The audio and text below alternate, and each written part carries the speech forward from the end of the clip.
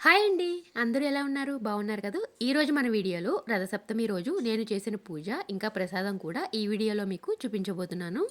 ఇదే ఊర్లలో అయితే మనం ఆరు బయట గానీ, పెరట్లో గానీ, డాబా మీద గానీ మనం పాలు పొంగించుకుంటాం. సో, మనకి సిటీస్‌లో అదంతా కుదరదు కదా! నేనైతే ఇంట్లోనే పాలు పొంగించి దేవుడికి ప్రసాదం అయితే తయారు చేశానండి. ముందుగా నేను ఉదయాన్నే లేచి ఇలా స్టవ్ అంతా క్లీన్ చేసేసుకొని వరిపిండితో ముగ్గు వేస్తున్నాను. ఈ వీడియో నేను ఎప్పుడో పోస్ట్ చేసి ఉండాల్సింది. కానీ కొంచెం లేట్ అయింది. అందుకే ఇప్పుడు పోస్ట్ చేస్తున్నాను. నేను ప్రసాదం చేయడానికి ఒక పాత్రకి పసుపు రాసి బొట్లు కూడా పెట్టేశానండి. యాక్చువల్‌గా ఏంటంటే నేను ప్రతి సంవత్సరం ఇదే బాండీలో నేను ప్రసాదం తయారు చేస్తాను. ప్రతి సంవత్సరం కొత్తగా అయితే తీసుకోను. సో, దానికే పసుపు రాసి బొట్టు పెట్టాను. ఇప్పుడు ముందుగా ఒక ప్లేట్‌లో 3 గుప్పెడ్లు బియ్యం తీసుకున్నానండి. వీటిని మనం కడగకూడదు. బియ్యం కడగకుండా ఇందులోనే ఆవు నెయ్యి వేసి ఒకసారి బాగా కలిపేస్తున్నాను. మనం రథసప్తమి రోజు చేసే ప్రసాదం బియ్యం మాత్రం కడగకూడదండి. సో, ఇలా బియ్యానికి కాస్త ఆవు నెయ్యి రాసి పక్కన పెట్టేసుకుంటున్నాను. అలాగే ఆవు పిడకలనమాట. ఇవి మాకు అపార్ట్మెంట్‌లో తెలిసిన వాళ్ళు ఇచ్చారు. సో, ఈ ఆవు పిడకలను తీసుకొచ్చి ఇలా దీనినే పొయ్యి అనుకుని ఆ పిడకల్ని జస్ట్ అలా ఆనించి పెట్టేశాను. ఈ విధంగా పొయ్యిని వెలిగించిన తర్వాత దీని మీద నేను బాండీ పెట్టేసి ఇందులోనే ఒక అర లీటర్ చిక్కటి పాలు వేసుకున్నానండి. పాలు బాగా మరిగిన తర్వాత ఇందులోనే ముందుగా ఆవు నెయ్యి రాసి పక్కన పెట్టుకున్న బియ్యాన్ని 3 పిడికెళ్ళు వేస్తున్నానండి. మీతో పాటు అందుబాటులో మీ ఇంట్లో కుటుంబ సభ్యులు ఎవ్వరున్నా సరే అందరూ కూడా తలో 3 పిడికెళ్ళు వేయొచ్చు. వేస్తే గనక మంచిదని అంటారనమాట. బియ్యం వేసిన తర్వాత మనం గరిటె పెట్టి తిప్పకూడదండి. చెరుకు గడ ఉంటుంది కదా! చెరుకు గడ పెట్టి తిప్పండి.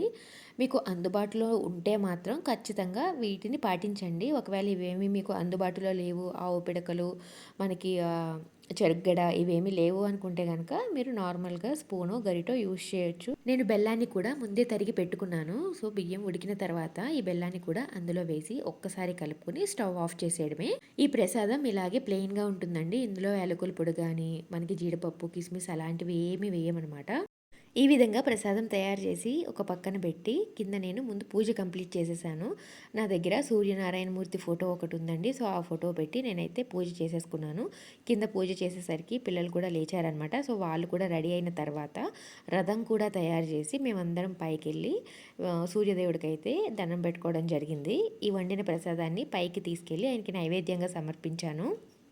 ఈ విధంగా రథం కూడా తయారు చేసేసాను. నేనిక్కడ ఒక 7 కనుపు చిక్కులు తీసుకున్నానండి. సో, నాకివే దొరికాయి. మీకు ఏ రకమైన చిక్కులు దొరికినా తీసుకోవచ్చు, పర్వాలేదు.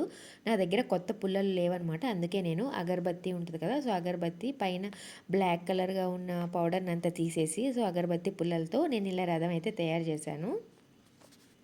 ఈ ట్రిక్ అయితే చాలా బాగుంది కదా! మన దగ్గర కొత్త పుల్లలు గనక లేకపోతే అగరబత్తి స్టిక్స్‌ని మనం ఇలా యూజ్ చేయొచ్చు. నేను కూడా దీన్ని ఆన్‌లైన్‌లోనే చూశాను. చూసారు కదా! ఈ విధంగా రథం కూడా తయారు చేసేసి ఒక పక్కన పెట్టేసుకున్నాను. ఈ విధంగా ఇంట్లో పూజ చేసుకున్న తర్వాత తయారు చేసిన ప్రసాదం అలాగే రథాన్ని కూడా పైకి తీసుకెళ్ళి దేవుడికి పూజ చేయడం అయితే జరిగింది.